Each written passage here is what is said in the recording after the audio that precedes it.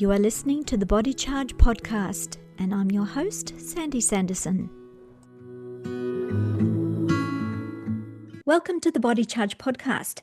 Today's topic is cell metabolism, immune disorders, and chronic fatigue. Chronic fatigue and inflammation are common symptoms of many diseases. It doesn't matter what age you're at, or if you get sick, you feel tired. Of course, as we age, we get a bit slower too. So, what exactly is happening to the production of energy by our cells in a diseased state? What can we do to support energy production to help our immune system cope with its house maintenance in recovery and maintenance of wellness? My special guest today is Daniel Tausan, who is a scientist with a degree from the University of British Columbia in stem cell biology and a Bachelor of Science in General Biology. He worked in research in the molecular profiling of exercise, looking into comprehensive blood panels in search of biomarkers for predictive health analytics. So welcome aboard, Daniel. That's a great name. My son's name's Daniel, so That's a good choice. Good choice. it's a great choice. Absolutely, absolutely. So my first question is, what got you interested in the health sciences in the first place? It usually starts when you got to help yourself, right? So I started life with a whole boatload of problems, and as a kid, I thought, okay, well, I'll just cut my abdomen open, take the pain out, and away Oh, I go. So the idea was from 6 years old to be a surgeon. But I learned very quickly, okay, how do I deal with the pain? What's causing the pain? You can't just take pain out. It's a part of you. It's a very important signal. So the interest started there, but maybe I was born that way. I was interested in animals and biology when I was in diapers. There's pictures of me touching a dog's nose. Hey, why is it wet? Asking questions like, hey, how come the dolphin's eye doesn't get itchy from all the salt water? So always a curious mind and a smart aleck, and it took me down the science route. And I'm a bit of a space cadet. If you leave me alone, I start thinking about molecules, space, time, existence, and what it comes down to is that we get to experience consciousness, but the reality is we're 70 trillion cooperating cells. These tiny little machines, biological machines that give us the pleasures, the confidences, the emotions in order to be able to experience, life here on planet Earth. And so knowing the biology is like knowing the time. It's knowing the capsule of life, what really happened here without other people's opinion or call it who wrote the history books, because you can look at the evidence and you can make the links yourself. So it's a way in which I get at the truth, without having to get bogged down in a whole boatload of, oh, believe this guy or hearsay. And that's really what science is here for us. You can believe in things or you can know things. When you know something, that's what science is, right? You don't believe in science. It was kind of an oxymoron to say that. You yeah. know the science.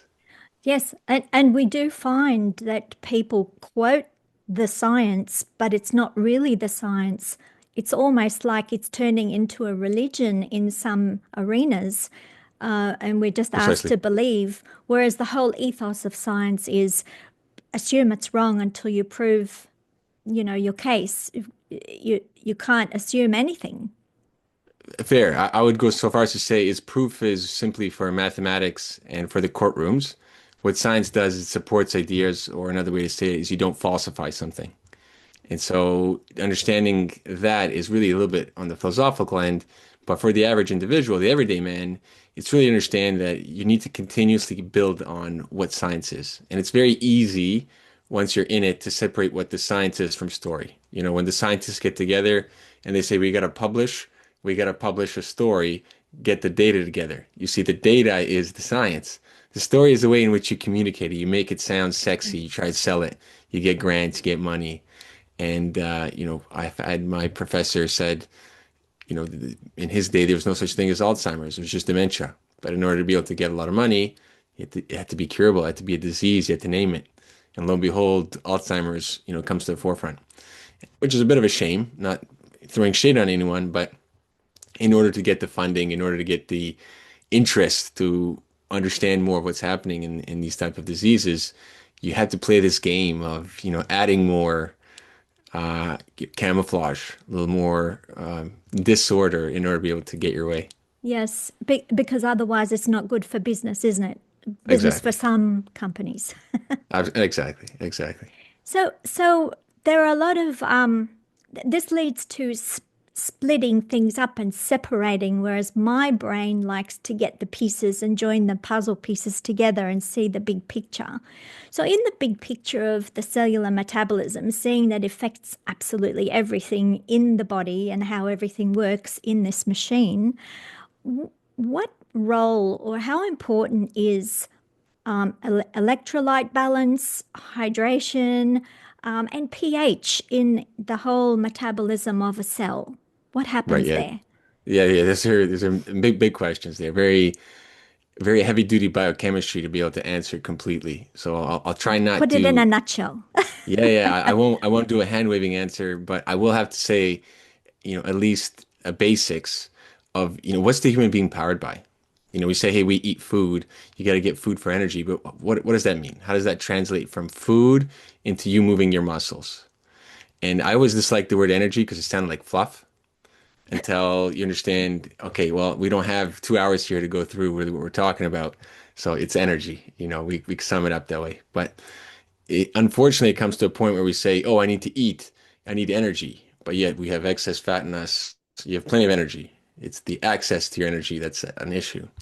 So pH, hydration, and electrolytes, they're not necessarily supportive to metabolism, is that they are what enables it. If there's an issue with hydration, you simply can't do the process of taking food and making it into energy. And so what is the energy that powers the human being? And no matter what you eat, it eventually is going to go into hydrogen. And human beings and all life is hydrogen powered, which is pretty funny to think. We take Yes. the hardest to store gas, the smallest gas, and we simply jam it into a reservoir between, two membranes, and we use that potential, that energy potential, to then make a currency that we use to spend to be able to move our muscles and do everything else. And And water so gives us the H2O, right? water is definitely the H2O. So it is the solvent of life. All the metabolism, it only happens in water. Once you take it out of water, it's very difficult. Obviously, you're going to have test tube experiments in which you can play around with it. But for the most part, if you're not in water, life doesn't occur, right? The only other substance in the universe that's speculated to be able to mimic or take the place of water is if you go down the periodic table into, instead of H2O, H2S. So it's just because the way that it's structured, and then it makes these bonds, which allows the fluidity yet still strength to be able to hold together some structure. So going back to the idea of within the cell energy metabolism, and I'll dance a little bit around it still to say metabolism for some reason in the majority of the everyday men is linked with the idea of metabolism. It's the umbrella term of all chemical reactions for life, and then a subset of those we're interested in for energy. Because we have some, and the majority, that don't necessarily have anything with energy, but they maintain your brain, your heart, and everything else. So for us to be able to use the hydrogen power, the pH, if it's acidic, it's going to pretty much collapse your ability to have that hydrogen potential. The same idea with hydration. You're not only will the enzymes not work, same as with the pH, but you'll collapse that potential. Your hydrogen will leak out, or you won't even be able to fill the reservoir with hydrogen. And you can't get enough oxygen absorbed either, can you, if the pH drops too low? Absolutely. So that part is the kicker on top. And so oxygen can't get there, which can't facilitate then that reaction to be able to power the or convert the hydrogen into an energy currency. And the electrolytes, well, let's put it this way. You need, in order for any enzyme to use energy, that ATP molecule, that energy currency, you must have magnesium. So we think like, oh, what do we need all these minerals for? It's it's just necessary. It's like if you were to plug in your appliance into the wall, but you disconnected the motor from your appliance. It's like it's fine, you're plugged in there, but it's not going to work. So, magnesium is a really interesting one because it's involved in roughly about 600 metabolic reactions or enzymatic reactions. And yes, I've looked through them. I've gone through them. Wow. I've cataloged, I've databased Yes, them. I've seen references to 300, 350, sometimes Mm, over 1,000 when you look at co-factoring with other nutrients. So it really is all over the place. Just let's say there's a lot. yeah, yeah. I've databased and looked at 600 plus. That's where my ballpark is. Obviously, there might be duplicates or replicates, or maybe some Mm. isoforms you're playing with, or maybe some stuff, but that's the ballpark. Yep. And I would say it's on the higher end rather than below 600. And so it's fundamental. It's not supportive, it enables it. So this is very simple why, you know, the first question usually a doctor asks, are you dehydrated? You've been drinking enough water. But, drinking Hopefully water they doesn't help. ask that. Usually they do. I think most good doctors go, hey, what's in your environment? Hey, are you hydrated? They ask that. And it's drinking water is not enough. You'll notice if you just drink water, you'll go to the bathroom really quickly. It just goes Yep. right through you. Yep. So what's in that in order to actually hydrate our tissue? Well, it helps if you put something like lemon or some kind of, salt within your water to help absorb it. But the biggest part is actually to squeeze and move your muscles. We're like a sponge. Yeah. So if you squeeze the sponge out and let it go, then it can reabsorb and pull stuff into it. Yep. But So this is the also important pushes part. wastes out too, doesn't it? Squeezing. Absolutely. Yep. Absolutely. So yeah, our lymph can drain back into the blood and circulate and get things where it needs to be. So the movement is part of hydration. And again, just drinking water is not ideal. We drink coffee, we sit here, we get dehydrated, and then we drink water and we just keep going back and forward from our desk to the toilet. The reality is we need to have a reason to pull that water into our tissues.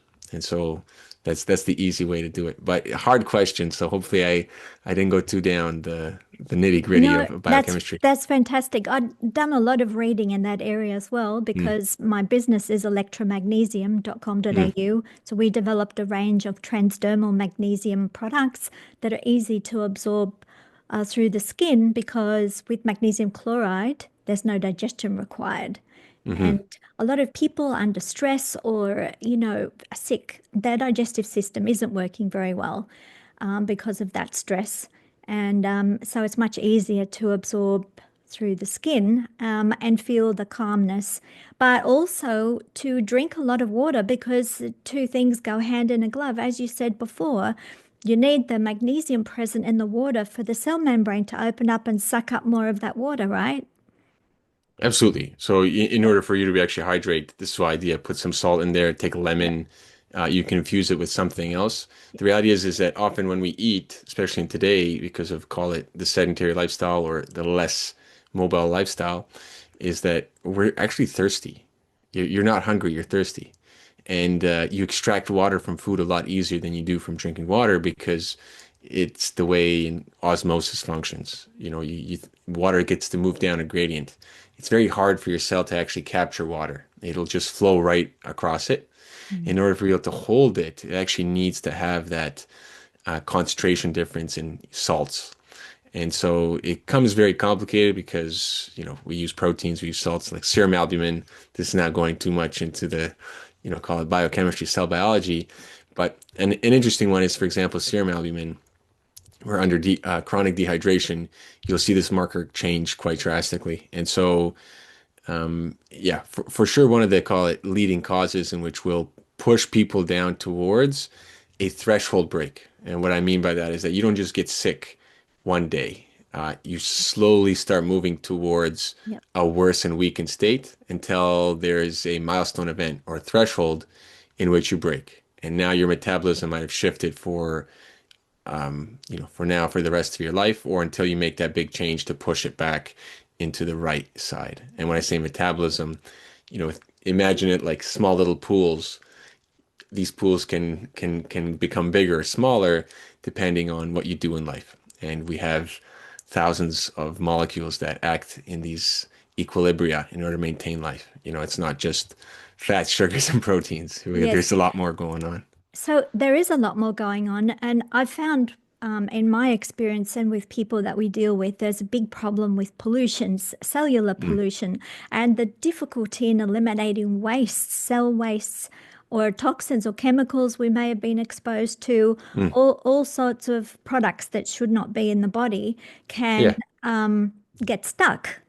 And this will then interfere with that metabolism or conductivity or, somehow cause us to reduce the energy we produce.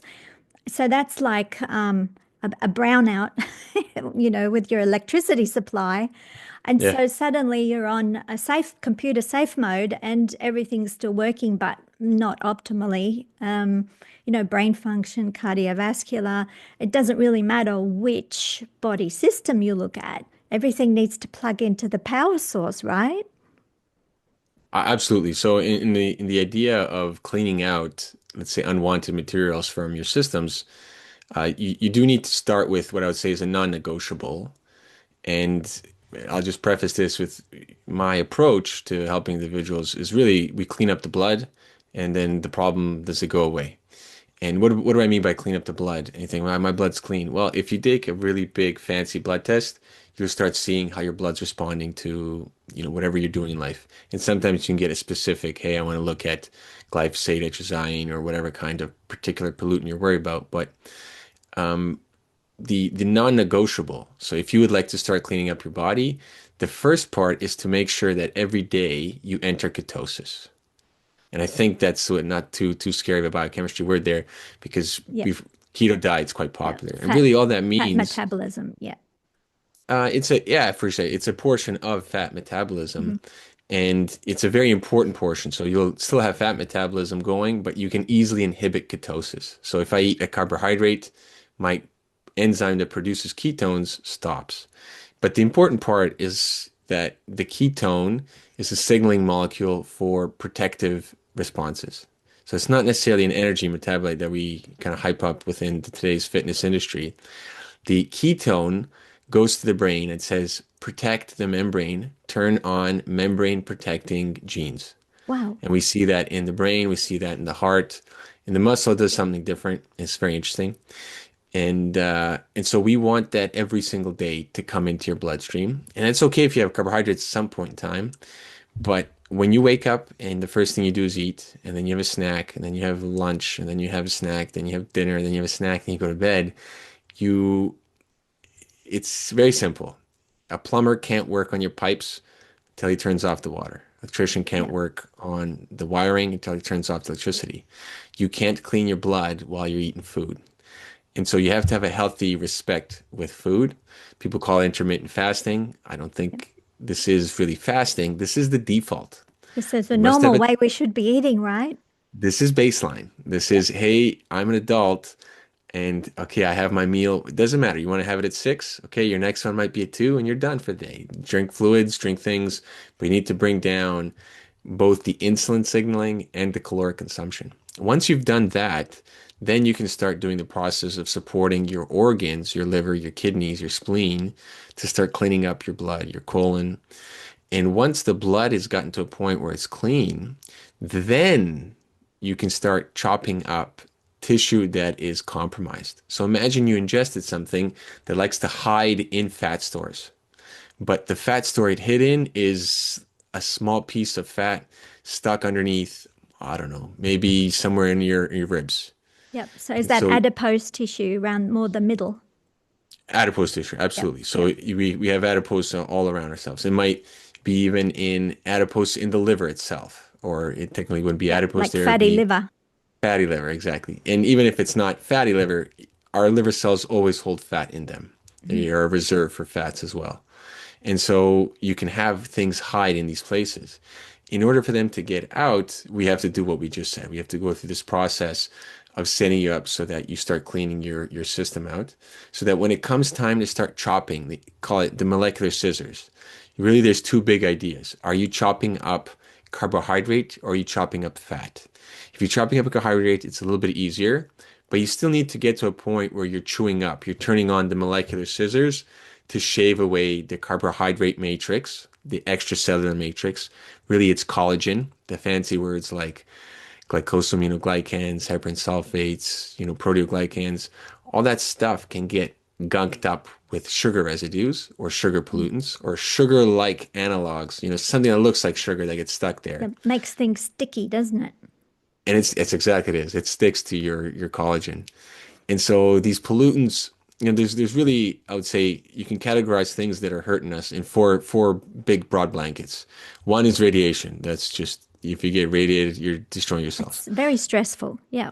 Yeah. So that one is a very easy one, very unique one. The other one is microorganisms. So your parasites, bacteria, that idea. The third one, and this is the biggest category, is chemical X. And in our X time, can there's be anything. anything except there's just too many chemicals that we're exposed to today. And funny, you wouldn't really, you'd think to be the miners or maybe somebody working in some really hard scenarios that might be exposed to the worst. But it's weird enough, it's factory workers or construction workers that are exposed to some of the worst type of chemicals of the modern day. Compounds that are within packaging, within quite fast turnover products. Sometimes these products don't stay on markets for too long, maybe a generation or two, a decade or two. And Or with it comes, plastics, microplastics. yeah, that would be a easy call it comparison in from compounds like hydrofluorocompounds that easily absorb through your skin and attack your system at a lot higher rate. Plastics are not ideal, but they're more inert than compounds that start stripping you of your Yeah. membranes. But Plastics will interfere yeah. and they are problematic because they're very prevalent. But there's chemical X in our detergents, in our laundry soaps, in our foods, in you turn around and a couple generations ago it wasn't there. And then the last category is heavy metals. So out of all of those, that's really what we're contending with. And this is why it's never been harder to be a doctor as well, because you show up, the doctor has no idea where you've been. He doesn't know what chemicals you've been It's not exposed to. He enough doesn't know. training, is there, in the medical profession I don't think in there's the enough area of training in the pollution? world. Oh, Yeah. for sure. Yeah, this needs to be Yeah. sort of it does need to be more Fundamental. of a fundamental. It needs to be more initiative Yeah. from societies all around where I think people are too bombarded or bogged down to recognize what they should be caring about. You should care about what's in your grocery store shelves. Hey, how come we've shown that margarine is pure toxic? You can't digest it. It's like plastic. You don't have the enzyme to break this down, yet it's Mm. still sold on your grocery store shelf. Yeah. It's, And the membrane of the cell is made of phospholipids, so fats basically. yes. And if the body is incorporating fake fats, which is like margarine, Yep. What are the that those consequences? cell membranes don't know how to behave, how to open and close, how to let go of the waste, how to pull in the nutrients. It interferes with the membranes, which are Absolutely. really vital for cell metabolism and detoxing without clogging up the system with gunk. Absolutely. Yeah. So if that, you eat omega 3s, the really good fats. Yep. You don't use them for energy, you use them to build your brain. You use them to reinforce your heart. And if instead of placing omega 3s in your membranes, you're placing a trans fat, what you're doing is you're punching holes into your drywall. That's That's no that's good. pretty much it. So we are coming to the last bit of our interview, and I wish I could talk for hours for you because this is super, super interesting. But getting back to the cleaning process, when Mm. people come to you, what kind of hacks do you have, or what kind of process do you go through to work out what? Because every individual is different. You can't assume that, everyone's the same. How do you work out what each person needs to actually clean up their blood? Yeah, What? no, it's a great question. So what I do is the N of one approach, right? We are all different, but luckily we still have the same genes that are upholding our biology, right? You still have insulin, you still have ketones, you still have the same biochemical pathways, but there might be a ease or difficulty pushing on some.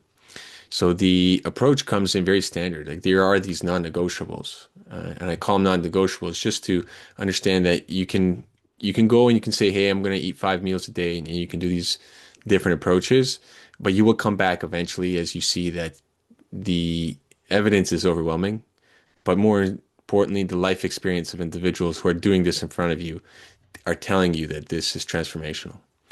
So after we've gotten down non-negotiables, we do have to find where that person's comfortable with to start approaching. What's the actions we can take? What's the lowest hanging fruit? And so we assess that. We can do it obviously with adjuvant blood tests. You know, if you get a blood test, that's very helpful. But we don't need that type of data. We can go off of what's available to us for free, our heart rate, the way that we are waking and Limit, rising. yeah, Exactly. eliminating waste, sleeping. Exactly. Alertness, focus, and those kind of things. So we have ways in which we can gauge it. And then we're going to move into very slowly dealing with the mindset and the emotional states. So if we learn anything from the centurions, we can parse out and say, well, this is what we see is different from the people that make it to 100. Uh, well, underlying that is a mindset where you're seeing the consequence of, hey, they have fasting, hey, they do cold exposure, hey, they do, this and that. And so when we take a look at their mindset, it's what gets them there. Now, the biggest hack, I would say, hey, what's the biggest thing I can do to take away Daniel for trying around to play with my health? It would be the cold and the hot. They have differences. Cold has a lot more of a systemic, bigger impact. You're going to get an unbelievable dopamine release from it. It would be like taking an exorbitant amount of, call it the heavy drugs, Yep. but in a non-detrimental way. So the dopamine equivalent of quite a remarkable release, and it also triggers those energy systems we talk about in such a way in which sauna doesn't. Now, if you go to the sauna or to the heat, it does help your body very much so pull in and exchange liquids and fluids and Yeah. help with hydration. Yeah. And And it you helps you sweat out toxins as well. definitely sweat out toxins. I mean, I think that part is emphasized quite heavily, but really what we're doing is reinforcing those cell membranes. So if we think about, hey, the detox process that's happening internally, and we want to turn on those molecular scissors to start chopping up maybe some trans fat, sauna helps you do that. And Yes, so one and of the it best things you can, relaxes. It absolutely. relaxes, and also we always emphasize that people should drink a lot of mineral water because you're rinsing and flushing in that process, aren't you? Mhm. Your skin's releasing water, but you need to drink it back in. Absolutely. I'll be careful with too much mineral water, but definitely water that's has lemon in it or that has some salt or some kind of Yeah, vitamin C. I meant, magnesium Yes. salt or something like Yes, that. Yeah. yes, yes, yes. The mineral water and the carbonated water, there's a limit to how much who are as individual, but yes, absolutely. So in salt containing hydrating liquids. Yep. But the very important part with the sauna is that if you can get vitamin C in while you're in the sauna, that's one of the best times to provide vitamin C Really? because Wow. I didn't know well, that. what does collagen use in order to be able to make new collagen? What vitamin are we using for collagen synthesis? Is it Vitamin C? C. Yeah, Wow. absolutely. So we need an exuberant amount of vitamin C, and we Mm. want to be able to provide that. And it's taken up easier at the hot, and then the cold. You do need to prep for it. You do need to come to it. You need to know how to use it, what to do after, what you want to do before, and it is the push, the threat. The what breaks your call it stagnation to help you transition from one Yes. state to the other, You have and you wake have to up. psych yourself up before that cold swim. I mean, some people like to do it that way, and it's personal preference. Yep. I've been doing it for almost 2 decades, and it's very relaxing for me. I Yeah. you prepare, you Yeah. go in, it's invigorating, Oh and yes, wakes you up for sure. doing it the first time, you just need to be in there for a minute. No Yeah. one's. Don't be a hero. Know your boundaries. Yeah. Go slowly into it, and next time be a minute and 2 seconds. No one's telling you to Yeah. jump in and go numb and lose sensation in your fingers. But that would be the biggest biohacks. Those are you can't really substitute the cold and the hot, just like you can't substitute exercise. That is the aspect of being alive. You have to embrace a little bit of Getting discomfort. sunshine. Yeah. Exactly. There's no substitute, right? No. And we grow and we revel when we're in states of stress. That's an opportunity for growth. As long as And we replenish after the stress. absolutely. Yeah. Absolutely. Yeah, absolutely. So, can you let people know where they can find out more about you and what you've written, and perhaps how to connect if they have questions? Yeah, absolutely. I mean, the best place to connect with me is timelinesciences.com. That is my company. Very simple idea. We have one timeline that we share, and we use science to describe that timeline. You use science to know what timeline you're on. So timelinesciences.com. I do have a broad range of applications in which you come forward and request help, and I'm more than happy to work with you as that N of one. Fantastic. Oh, thank you so much. I hope we can talk about more biological stuff in the future because it's Absolutely. so empowering to get these tips and to just understand who we are, how things work. It's amazing. It's very, very it gives good tips to people. They won't feel then like a victim or dependent.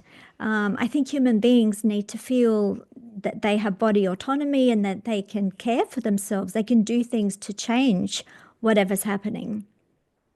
Oh, I couldn't agree with you more there. Absolutely. And knowledge is liberation. Once you know, there is no turning back. How you apply it, though, that's wisdom. I hope you liked this conversation and will share it with others. Let me know what you thought about it in the comments below. If you want to listen to other Body Charge conversations, click like, subscribe, the bell icon, and click all notifications. Subscribe to our newsletter to get updates on blogs, podcasts, videos, and magnesium special offers at electromagnesium.com.au. Relax, recharge, and recover.